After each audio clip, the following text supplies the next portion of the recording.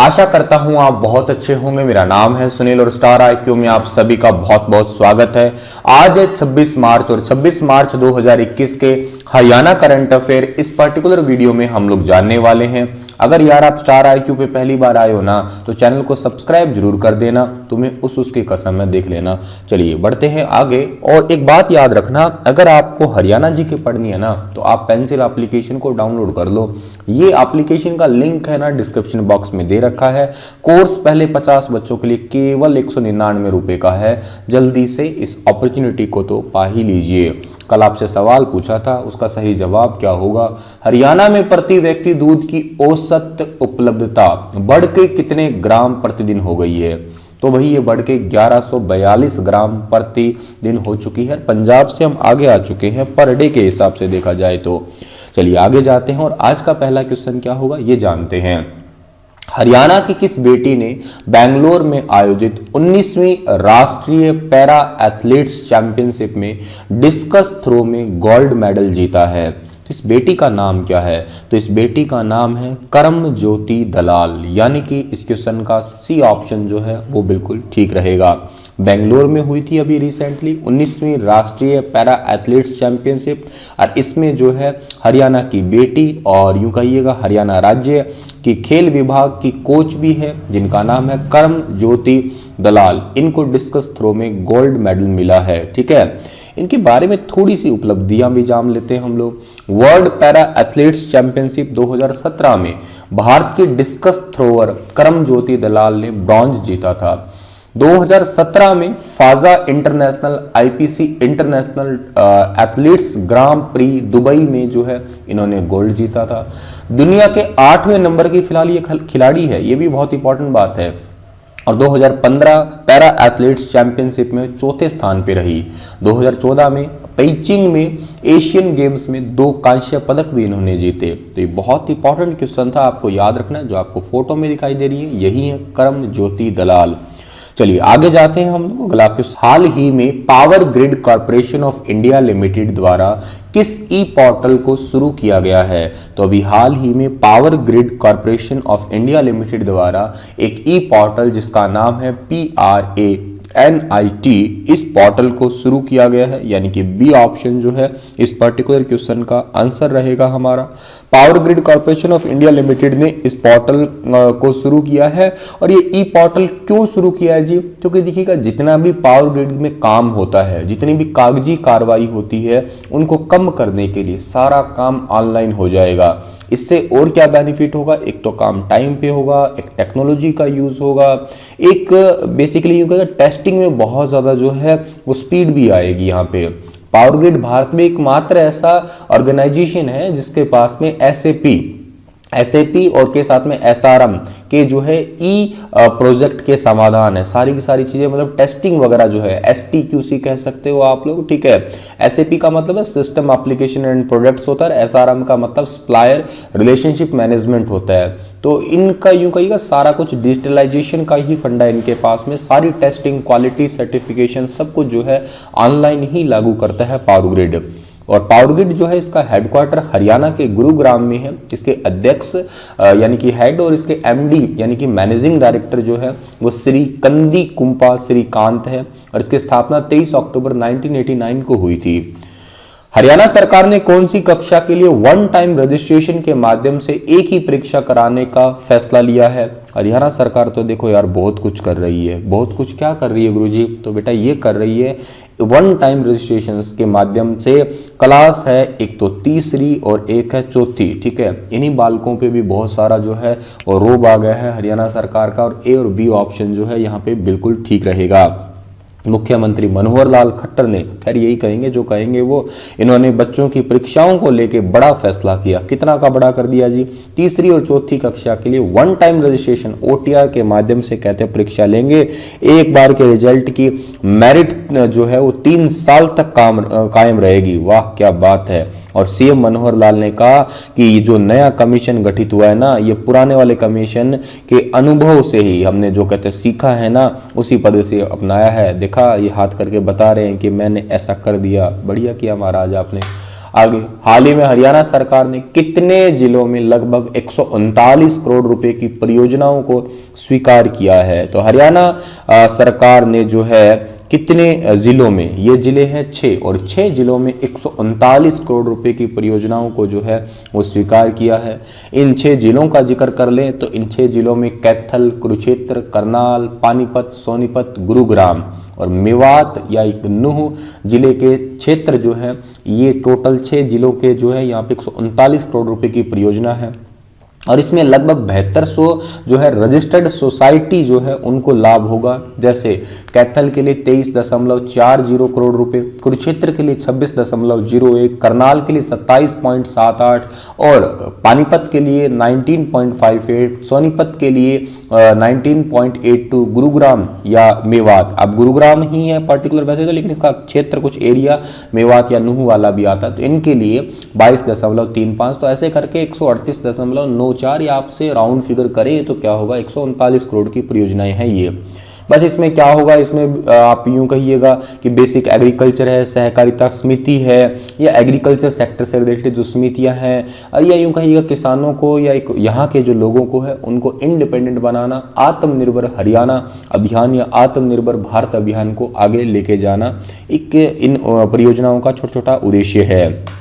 इसमें बेसिकली जो है ऋण भी है, शेयर भी है, यानी कि लोन है, शेयर पूंजी है, सब्सिडी है, ये भी सारी चीज़ें आती हैं। इंफ्रास्ट्रक्चर भी है, गोदाम, बैंकिंग काउंटर, परिवहन वाहन वगैरह, छोटी छोटी यूनिट्स वगैरह स्थापित करने का, ठीक है। और इन सभी परियोजनाओं को NCDC यानी कि नेशनल कॉर्पोरेटिव डेवलपमेंट कॉर्पोरेशन जो है राज्य सरकार और केंद्र सरकार इन दोनों के बीच, राज्य सरकार या इस NCDC इन दोनों के बीच में 50-50 होगा, के अलावा केंद्र सरकार की AMI यानी कि एग्रीकल्चर मार्केटिंग इंफ्रास्ट्रक्चर योजना जो है, इसके तहत मार्केटिंग सोसाइटी में ग्रामीण गोदामों के लिए 30% की सब्सिडी भी दी जाएगी यहाँ पे। और ये योजना 4 साल की है, याद रखिएगा, जिसको निगरानी सेल द्वारा जो है नियमित रूप से निगरानी भी की जाएगी यहाँ पे। चलिए थोड़ा आगे जाते हैं, अगला क्वेश्चन हमारा क्या होगा, कितने शरीफ सी फोटो खिंचवाई है मनोहर लाल जी ने, है ना। हाल ही में NHAI ने फुट ओवर ब्रिज को आकर्षक बनाने के लिए किसका चयन किया है? तो NHAI national highway authority of India ने, ठीक है, इन्होंने फुट ओवर ब्रिज को आकर्षक बनाने के लिए चयन किया है दिल्ली गुरुग्राम एक्सप्रेस वे को, यानी कि बी ऑप्शन जो है इस पर्टिकुलर क्वेश्चन का वो बिल्कुल ठीक रहेगा। दिल्ली के धौला कुआं से लेके हीरो होंडा चौक तक फुट ओवर ब्रिज बनाने का और तरीका जो इसमें शॉपिंग फ्रेंडली भी हो जाएंगे, थोड़े आकर्षक भी हो जाएंगे, इसलिए national highway authority of India ने जो है दिल्ली गुरुग्राम एक्सप्रेस वे का चयन कर लिया है।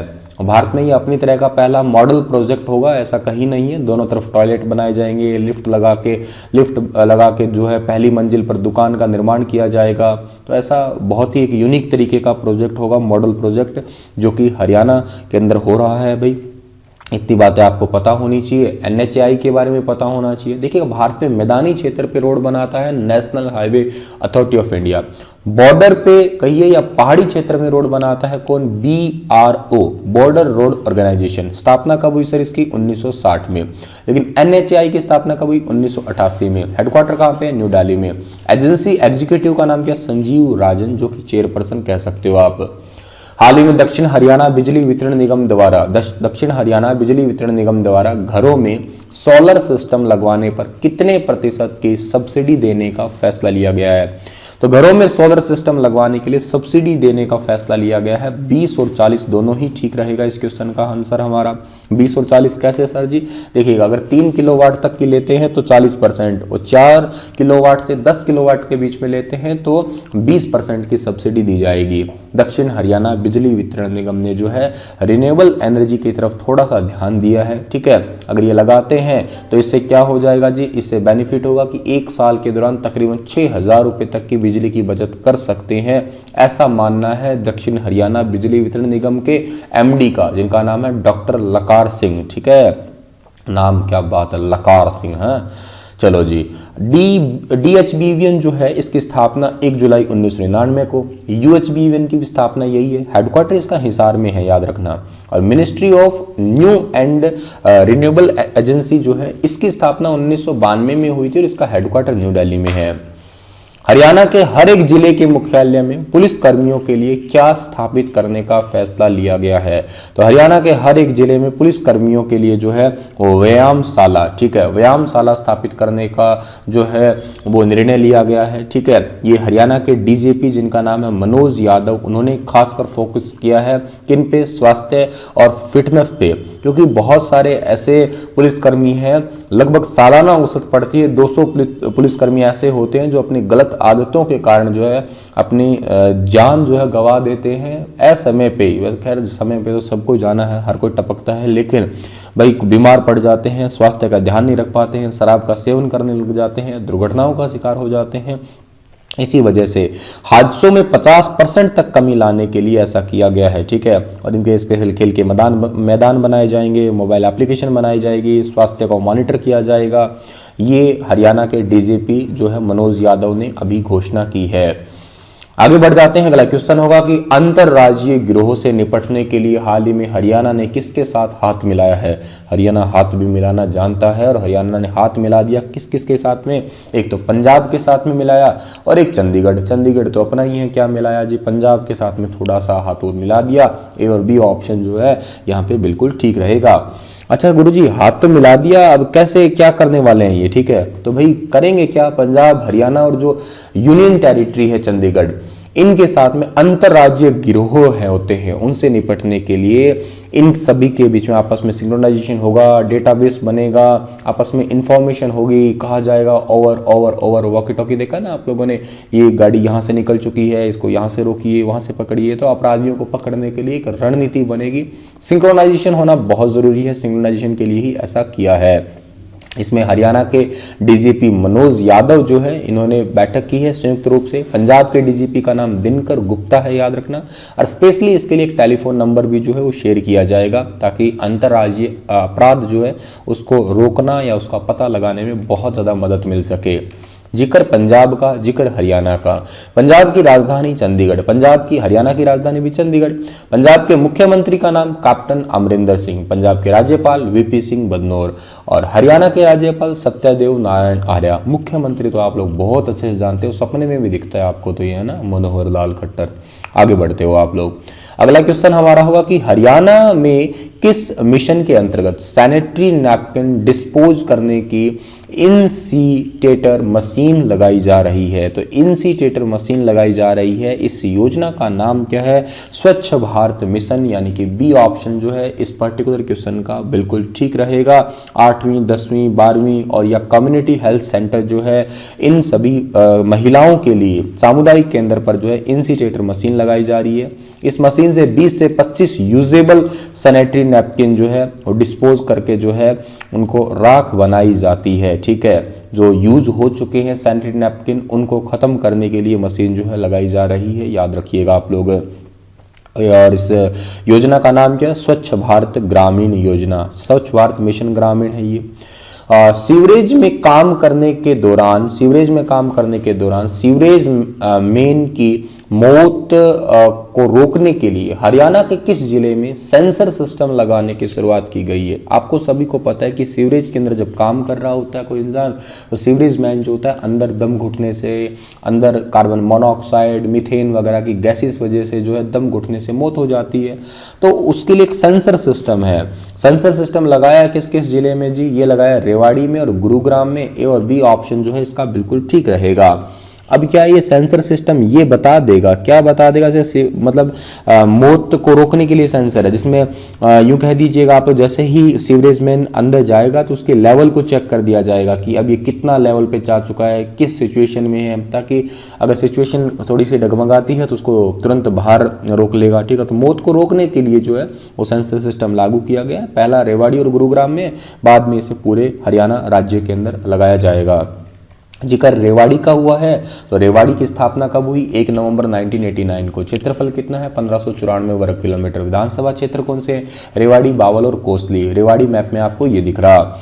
रेवाड़ी को आप हरियाणा की वीरभूमि भी कहते हैं, सैनिकों का शहर कहते हैं, और पित्तल नगरी, इसे पित्तल नगरी कहते हैं। पित्तल के बर्तनों के लिए जगाधरी फेमस है, याद रखिएगा।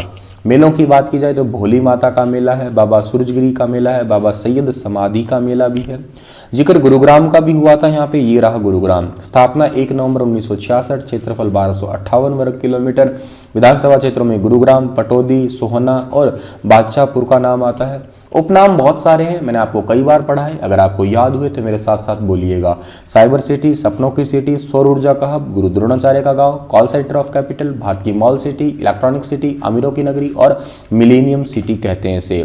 चलिए इसी के साथ में ये लेक्चर समाप्त होता है और आप लोगों के लिए क्वेश्चन क्या रहेगा, आप लोगों के लिए क्वेश्चन ये रहेगा कि आप मुझे बताइए हरियाणा राज्य जो है ना, हरियाणा राज्य, इसके अंदर सबसे बड़ी सब्जी मंडी कहाँ पे लगाई जा रही है और सबसे बड़ी फूलों की मंडी जो है वो कहाँ लगाई जा रही है। कमेंट सेक्शन में बताइए, विस्तार से बताइए। कल फिर हाजिर होऊंगा लेटेस्ट अपडेट के साथ, तब तक stay happy, stay healthy. Thank you so much.